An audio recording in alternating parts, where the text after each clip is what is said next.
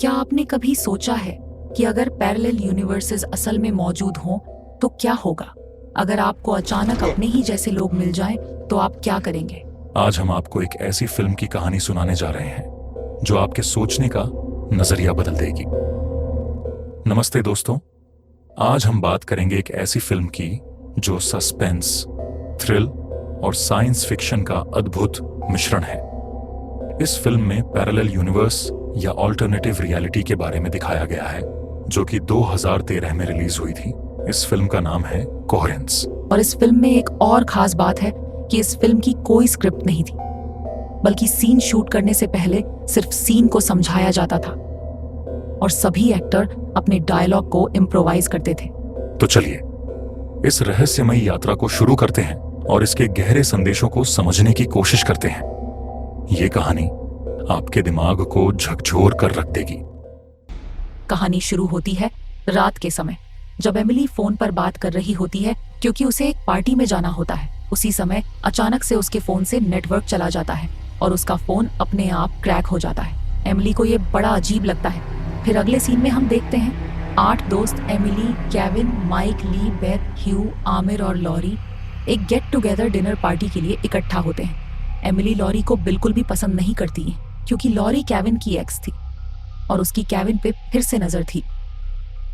अगले सीन में हम देखते हैं डिनर के दौरान बातचीत में एक कॉमेट का जिक्र आता है जो उसी रात पृथ्वी के करीब से गुजरने वाला है। एमिली बताती है कि इतिहास में जब भी ऐसा हुआ है, अजीब घटनाएं घटी हैं। लोग भ्रमित हो गए और उन्हें लगा कि वे किसी और रियलिटी में हैं। और एक औरत ने तो पुलिस में कंप्लेंट भी कर दी कि जो आदमी उसके साथ रह रहा है वो उसका पति नहीं है, बल्कि उसके जैसा दिखने वाला कोई और इंसान है, क्योंकि उसने अपने पति का एक दिन पहले ही मर्डर कर दिया है। लेकिन बाकी दोस्त इस बात को मजाक में टाल देते हैं। सब लोग अपनी बातें और पार्टी में व्यस्त हो जाते हैं। तभी वो लोग नोटिस करते हैं कि उनके फोन और इंटरनेट काम नहीं कर रहा है और अचानक बिजली चली जाती है। फिर सब लोग कैंडल्स जलाते हैं और उसके साथ स्टिक लाइट भी, और बाहर जाकर सब लोग चेक करते हैं। तभी वो लोग देखते हैं पूरे इलाके की बिजली चली गई है। ह्यू और माइक कुछ दूरी पर एक घर में लाइट जल रही है। ये अजीब था क्योंकि पूरे इलाके में बिजली नहीं है। तभी वो लोग कॉमेट को गुजरते हुए देखते हैं और सब लोग अजीब घटनाएं नोटिस करते हैं। दोस्तों ने सोचा कि शायद यह किसी जनरेटर का काम हो सकता है। ह्यू उस घर में जाकर उनसे फोन लेने का फैसला करता है। तभी उसकी बीवी ह्यू से जाने को मना करती है, लेकिन ह्यू कहता है कि मेरे भाई ने कहा था कि जब भी कॉमेट पास होगा तो हमें घर के अंदर ही रहना होगा, तो मुझे उससे कांटेक्ट करने के लिए बाहर जाना होगा। वो जरूर इसके बारे में कुछ ना कुछ जानता होगा। फिर ह्यू और आमिर चले जाते हैं। 10 मिनट बीत चुके होते हैं, लेकिन वो लोग अभी तक नहीं आए। फिर एमिली कॉमेट की पुरानी घटनाएं के बारे में बताने लगती है। इसी बीच दरवाजे पर जोर की दस्तक होती है और सबकी बुरी तरह फट जाती है। खिड़की से देखने पर वहां कोई नहीं होता है। फिर माइक जनरेटर चेक करने जाता है, तभी लाइट वापस आ जाती है। तभी ह्यू और आमिर वापस लौट आते हैं और ह्यू के सर पर चोट लगी होती है। सब लोग चोट देखकर परेशान हो जाते हैं, लेकिन ह्यू कहता है मैं ठीक हूं, और आमिर के हाथ में एक बॉक्स होता है। सब लोग कहते हैं ये बॉक्स कहां से लाए? तभी आमिर कहता है ह्यू ने वहां कुछ देखा। ह्यू, तुम इनको क्यों नहीं बताते? ह्यू चिल्लाने लगता है क्योंकि उसे कुछ समझ नहीं आ रहा होता है। तभी सब लोग बॉक्स ओपन करते हैं। इस बॉक्स में उनके सभी दोस्तों की तस्वीरें थीं और हर तस्वीर के पीछे अजीब नंबर लिखे थे। सब परेशान हो गए कि यह कैसे मुमकिन है। सब लोग ह्यू से पूछते हैं तुमने वहां क्या देखा? ह्यू चुप रहता है। ह्यू की खामोशी सबको और डरा रही थी। तब ह्यू बताता है जब मैं और आमिर जब उस घर के पास पहुंचे तो उन्हें कुछ ऐसा दिखा जिसने उनके होश उड़ा दिए। ह्यू बताता है वो घर बिल्कुल उनके अपने घर जैसा था। खिड़की से झांकने पर उन्होंने देखा कि वहां पर उनके जैसे ही लोग मौजूद हैं। यह देखकर वे डर गए और तुरंत वापस आ गए। ये सुनकर केविन कहता है इसका मतलब विंडो पर तुम थे, मतलब तुम घूम के वापस यहीं आ गए। इस बात पर सब लोग की आपस में नोक-झोंक होने लगी। फिर ह्यू कहता है कि मैं फिर से वहां जाऊंगा, और फिर वो एक नोट लिखने लगता है। तभी दरवाजे पर फिर से कोई नॉक करता है। वहां फिर से कोई नहीं होता है, लेकिन दरवाजे पर एक नोट होता है। केविन नोट को पढ़ता है तो पता चलता है कि ये वही नोट है जो अभी अभी ह्यू ने लिखा है। धीरे धीरे दोस्तों को यह एहसास होने लगता है कि यह कोई साधारण घटना नहीं है। अब सब लोग पिक्चर्स को देखते हैं जो उन्हें बॉक्स में मिली थी। सबके पीछे कुछ नंबर लिखे हुए हैं, लेकिन कुछ के पीछे सेम नंबर लिखे हुए हैं। तो एमिली इसको फिगर आउट करने की कोशिश करती है और तभी आमिर देखता है कि उसकी फोटो आज ही ली गई है। अब सवाल ये है कि ये फोटो किसने और क्यों ली है, लेकिन चौंकाने की बात यह है कि आमिर फोटो में सीधे कैमरे में ही देख रहा है। जब आमिर से पूछा तो उसको कुछ याद ही नहीं इस फोटो के बारे में। तभी एमिली देखती है कि जो फोटो के पीछे नंबर लिखे हैं वो उसकी हैंडराइटिंग से मैच करते हैं। फिर सब लोग फैसला करते हैं कि हम 2 पार्ट में डिवाइड हो जाते हैं और बाहर जाकर देखते हैं कि क्या माजरा है। फिर हम देखते हैं कि माइक, लॉरी, केविन और एमिली 4 लोग बाहर देखने आए हैं। थोड़ी दूर चलने पर माइक को लगता है कि जैसे उसने अपना घर देखा। फिर धीरे धीरे वह आगे बढ़ता है। सब लोग धीरे धीरे उसके पीछे चलने लगते हैं। फिर सब लोग नोटिस करते हैं कि कोई घर से बाहर निकल रहा है। ये जानकर वो लोग पीछे हट जाते हैं और खड़े होकर देखते हैं। तभी घर में से 4 लोग निकल कर आते हैं। वो उन लोगों को देखकर शॉक हो जाते हैं कि ये तो हम ही लोग हैं। वो डर के वहां से भाग जाते हैं और घर में वापस आकर बताते हैं कि हमने जो वहां देखा वह एकदम हैरान कर देने वाला था। हमने वहां अपने आप को देखा। हम में और उनमें सिर्फ एक ही अंतर था, वो थी हमारी लाइट्स। हमारी लाइट्स नीली है और उनकी लाइट्स लाल थी। तभी एमिली कहती है कि हमें इसके बारे में पता करना होगा। इसके बारे में कोई ना कोई तो किताब जरूर होगी, या क्वांटम फिजिक्स या कॉमेट या ग्रेविटी के बारे में।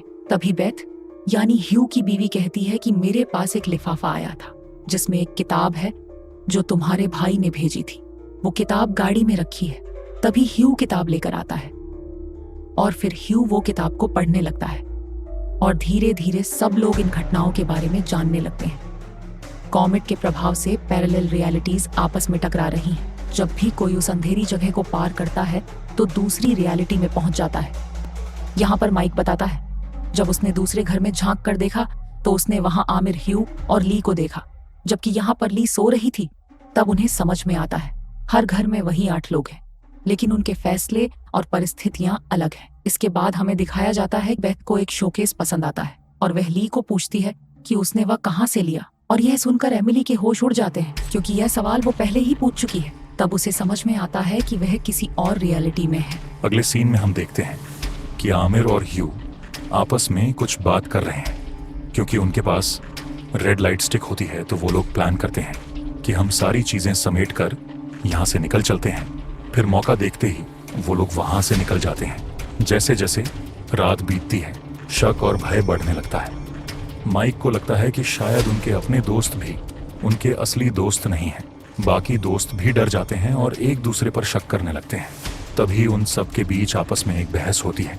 बहस चल ही रही होती है। इसी बीच उन्हें लगता है कि बाहर कोई है। सब बाहर जाकर देखते हैं तो किसी ने ह्यू की गाड़ी का शीशा तोड़ दिया है। तभी इमली चुपचाप अपनी गाड़ी में जाकर केविन की दी हुई रिंग पहन लेती है। तभी वो देखती है कि उसके सामने केविन खड़ा है। कुछ देर बात करने के बाद दोनों लोग आपस में समझ जाते हैं दोनों सेम रियलिटी से नहीं हैं और दोनों लोग वहां से चले जाते हैं। एमिली घर वापस आती है तभी लाइट चली जाती है और फिर हम देखते हैं कि आमिर और ह्यू वापस आ गए हैं और फिर वो दोनों फिर से वही बताते हैं जो यहाँ पहले से ही हो चुका है। फिर समझ में आता है कि ये लोग इसी रियलिटी के हैं। तो सब लोग मिलकर प्लान बनाते हैं कि हम भी अपनी तस्वीरों के पीछे नंबर लिखेंगे, लेकिन हम उनसे कुछ अलग तरह के नंबर लिखेंगे ताकि हम अपनी असली रियलिटी को पहचान सकें। तभी लगता है कि दरवाजे पर कोई और है।